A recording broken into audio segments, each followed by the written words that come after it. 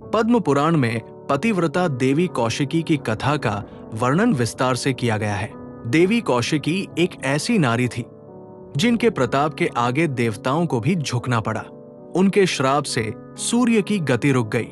जिस सूर्य के आगे किसी भी देवी देवता का तेज फीका पड़ जाए, उस सूर्य का तेज एक स्त्री के सामने मंद पड़ गया।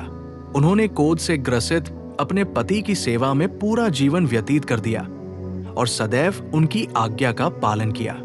लेकिन जब देवी कौशिकी के पति को मांडव ऋषि का श्राप लगा तो उन्होंने यमराज को भी धर्म संकट में डाल दिया और सूर्य देवता को उदय होने से रोक दिया था।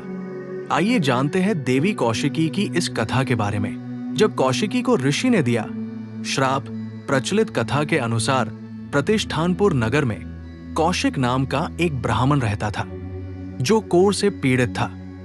कौशिक के सभी रिश्तेदार उसे छोड़कर चले गए, लेकिन उनकी पत्नी कौशिकी जीवन भर उनकी सेवा में लगी रही। एक रात कौशिकी अपने पति को कंधे पर उठाकर कहीं जा रही थी। रास्ते में मांडव ऋषि अपने शूल पर बैठकर तपस्या कर रहे थे।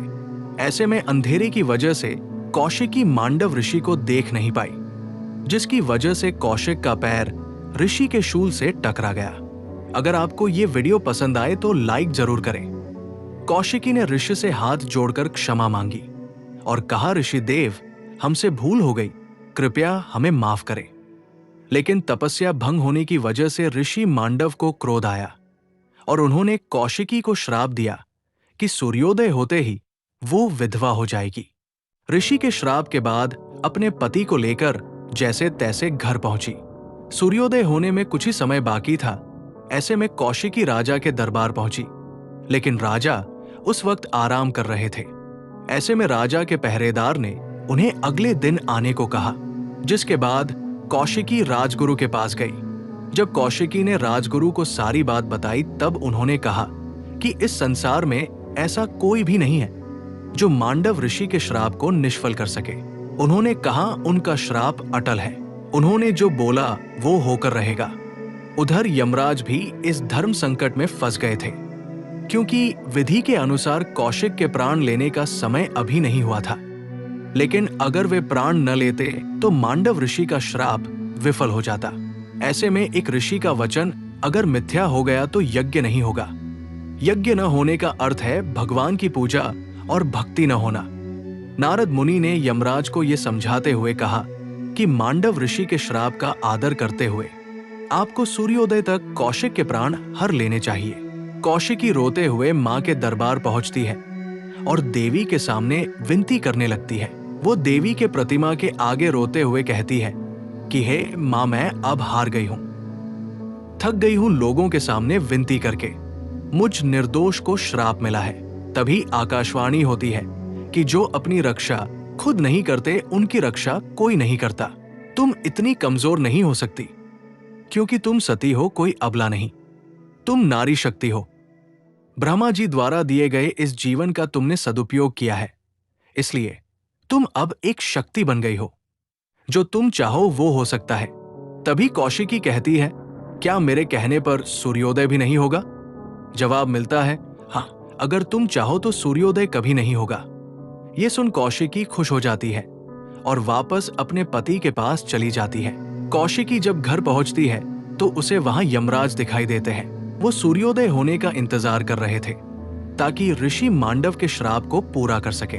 ऐसे में कौशिकी ने कमंडल से जल लेकर आठों दिशाओं और सभी भगवान और प्रकृति को साक्षी मानकर कहती है, यदि वो सती है और उसमें थोड़ी भी सतीत्व है तो सूर्योदय कभी न हो।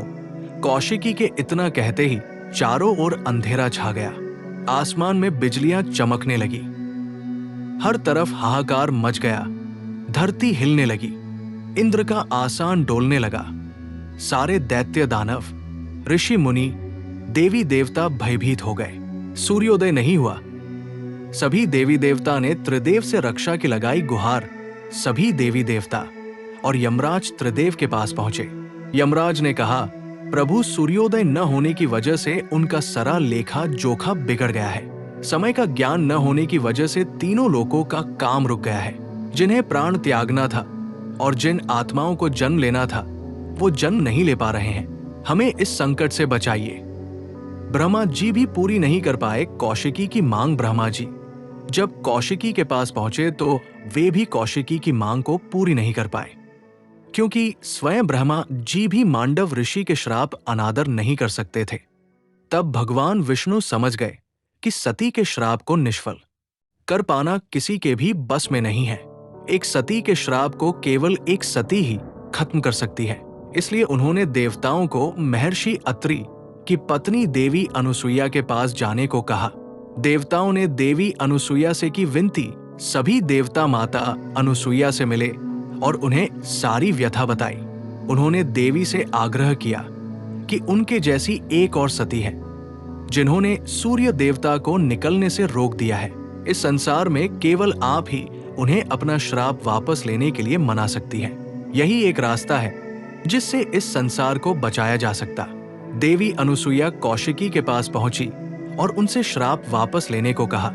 साथ ही उन्होंने कहा कि वे कौशिक के मृत्यु के बाद भी यमराज से उसे वापस ले आएंगी, पल भर में उसे जीवित कर देंगी। तुम सूर्योदय होने दो। कौशिकी बात मानकर श्राप वापस ले लेती है, जिसके बाद सूर्योदय हो जाता है।